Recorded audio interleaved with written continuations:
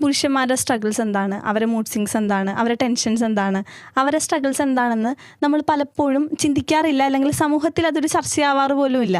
അപ്പോൾ ഒരു പുരുഷൻ എന്നുള്ള രീതിയിൽ അത് ചർച്ചയാവേണ്ടതല്ലേ എന്ന് തോന്നിയിട്ടില്ലേ? തീർച്ചയായിട്ടും അങ്ങനെ ഒരു പുരുഷന്മാരുടെ ഒരു പ്രശ്നങ്ങൾ അഡ്രസ്സ് ചെയ്യപ്പെടേണ്ടതാണ്. ഇപ്പോൾ ഒരു കാര്യം ചിന്തിച്ചാൽ മനസ്സിലാവും, ഡിവോഴ്സുകളുടെ എണ്ണം വളരെ കൂടിക്കൊണ്ടിരിക്കുകയാണ്. ഇപ്പോൾ ഇവിടെ കല്യാണം നടക്കണം അത്രയും തന്നെ ഡിവോഴ്സുകൾ കോടതിയിൽ നിന്ന് കിട്ടുന്നുണ്ട് ഓരോ ദിവസവും. അപ്പോൾ നമ്മൾ മനസ്സിലാക്കേണ്ട ഒരു പ്രധാനപ്പെട്ട കാര്യം, നമ്മുടെ സമൂഹത്തിൽ ഏറ്റവും കൂടുതലുള്ള ഏറ്റവും ഒരു സംസ്കാരം എന്ന് പറയുന്ന ഒരു എസ്റ്റാബ്ലിഷ്മെൻ്റ് ആണ് ഫാമിലി. ആ ഫാമിലി ഇപ്പോൾ ഇല്ലാണ്ടായിക്കൊണ്ടിരിക്കുകയാണ്. പലരും ആ ഒരു നിയന്ത്രണത്തെ അവര്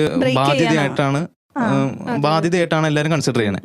ആ നിയന്ത്രണങ്ങളിൽ നിന്ന് പുറത്ത് ചാടി അവർക്ക് ഇൻഡിപെൻഡൻ്റ് ആയിട്ട് ജീവിക്കണം, അവർക്ക് ഈ പറഞ്ഞ കുട്ടികളെ നോക്കാൻ പറ്റില്ല, ഈ പറഞ്ഞ റെസ്പോൺസിബിലിറ്റി നോക്കാൻ പറ്റില്ല, ഭർത്താവിനെ നോക്കാൻ പറ്റില്ല, അങ്ങനെ ഒരു ആറ്റിറ്റ്യൂഡാണ് എല്ലാവർക്കും.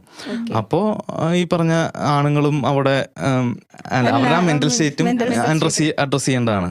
എന്തുകൊണ്ട് ഇതുപോലെ ഡിവോഴ്സുകൾ കൂടുന്നു, അതും പഠിച്ച് അതിന് വേണ്ട നടപടികൾ സ്വീകരിക്കേണ്ടതാണ്.